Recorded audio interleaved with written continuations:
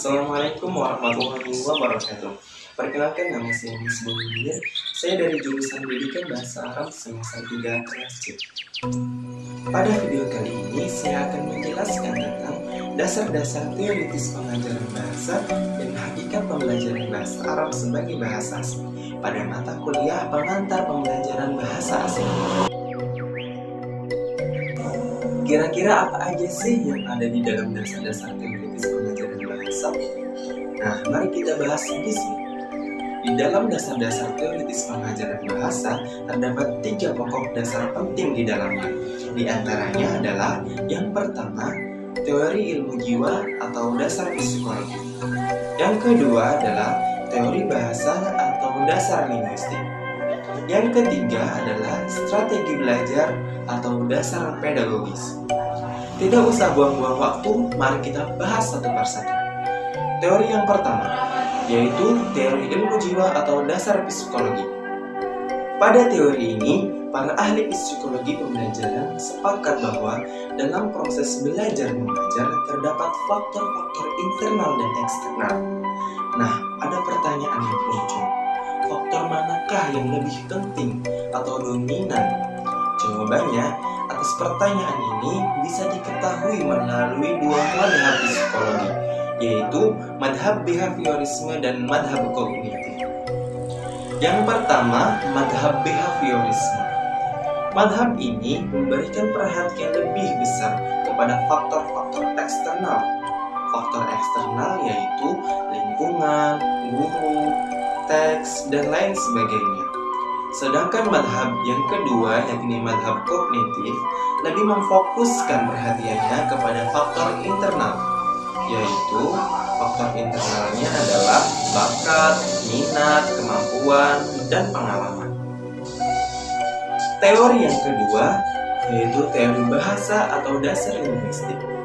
Teori ini dipengaruhi oleh perbedaan pandangan terhadap hakikat bahasa dan perbedaan dalam cara menganalisis dan mendeskripsikan bahasa.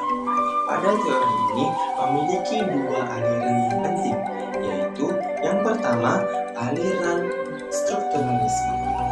Aliran ini dipelopori oleh linguis dari Swiss Ferdinando pada tahun 1857 sampai 1913. Tapi dikembangkan lagi oleh Leonard. Ada beberapa teori tentang bahasa menurut aliran ini. Di antaranya, yang pertama, bahasa pertama itulah adalah bahasa lisan. Yang kedua, kemampuan berbahasa diperoleh melalui kebiasaan yang ditunjang dengan latihan dan penguatan. Yang ketiga, setiap bahasa memiliki sistemnya sendiri yang berbeda dari bahasa lainnya. Yang keempat, setiap bahasa memiliki sistemnya masing-masing yang utuh tentunya dan cukup untuk mengekspresikan maksud dari penuturnya.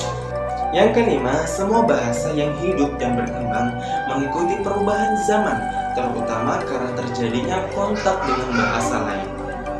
Yang kedua, aliran generatif transformatif.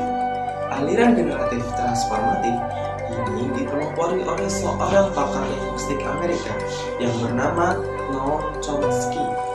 Dia membagi kemampuan-kemampuan berbahasa menjadi 2, yaitu kompetensi dan performansi. Kemampuan kompetensi adalah kemampuan ideal yang dimiliki oleh seorang penutur bahasa.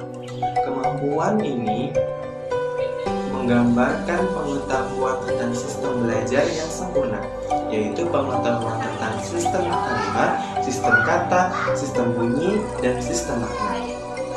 Sedangkan kemampuan performansi adalah ujaran-ujaran yang didengar dan dibaca yang merupakan tuturan seseorang apa adanya dan tanpa dibuat-buat.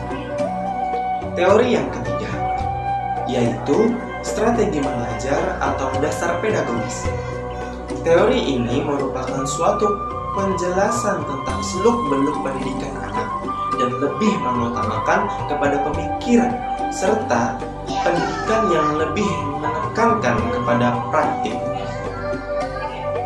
Strategi mengajar atau dasar pedagogis memiliki 3 tujuan. Yang pertama, mendidik. Mendidik merupakan kegiatan mengarahkan peserta didik agar mencapai kepribadian yang terpadu. Yang kedua, mengajar. Mengajar merupakan kegiatan yang memberikan pengajaran tentang berbagai ilmu yang bermanfaat bagi perkembangan berpikir. Yang ketiga, melatih. Melatih merupakan kegiatan praktik untuk memperoleh keterampilan tentang sesuatu. Kemudian, materi terakhir pada video kali ini tentang hakikat pembelajaran bahasa Arab sebagai bahasa asing. Sebelumnya, di dalam hakikat pembelajaran bahasa Arab sebagai bahasa asing terdapat beberapa pengertian. Ada pengertian pembelajaran, pengertian bahasa Arab, pengertian pembelajaran bahasa Arab, dan pengertian pembelajaran bahasa asing. Mari kita bahas satu persatu. Apa sih pengertian pembelajaran? Pembelajaran mengacu pada segala kegiatan yang dirancang untuk mendukung proses belajar yang ditandai dengan adanya perubahan perilaku individu yang sesuai dengan tujuan. Pembelajaran juga merupakan proses yang mengiringi belajar untuk mencapai tujuan pendidikan. Kemudian apa sih pengertian bahasa Arab? Pembelajaran bahasa Arab adalah suatu upaya pendidik terhadap peserta didik dalam interaksi belajar bahasa Arab supaya siswa dapat mempelajari sesuatu dengan efektif dan efisien. Kemudian, apa sih pengertian pembelajaran bahasa Arab? Pengertian pembelajaran bahasa Arab adalah proses interaksi peserta didik dan pendidik dalam proses belajar bahasa Arab dengan tujuan peserta didik dapat menggunakan bahasa Arab untuk berinteraksi. Kemudian, apa sih pengertian pembelajaran bahasa asing? Pembelajaran bahasa asing adalah suatu yang kompleks dengan berbagai macam fenomena yang pelik, sehingga bahasa ini berbeda dari bahasa lainnya. Jadi, pada hakikatnya, pembelajaran bahasa Arab sebagai bahasa asing adalah sebuah upaya untuk mengarahkan peserta didik sehingga terampil berkomunikasi dalam berbahasa Arab, baik itu secara lisan maupun tulisan, serta baik dalam situasi formal maupun informal. Karena bahasa Arab merupakan bahasa Al-Quran dan bahasa utama bagi kaum muslimin. Mungkin cukup sekian yang bisa saya sampaikan, kurang lebihnya mohon maaf. Wassalamualaikum warahmatullahi wabarakatuh.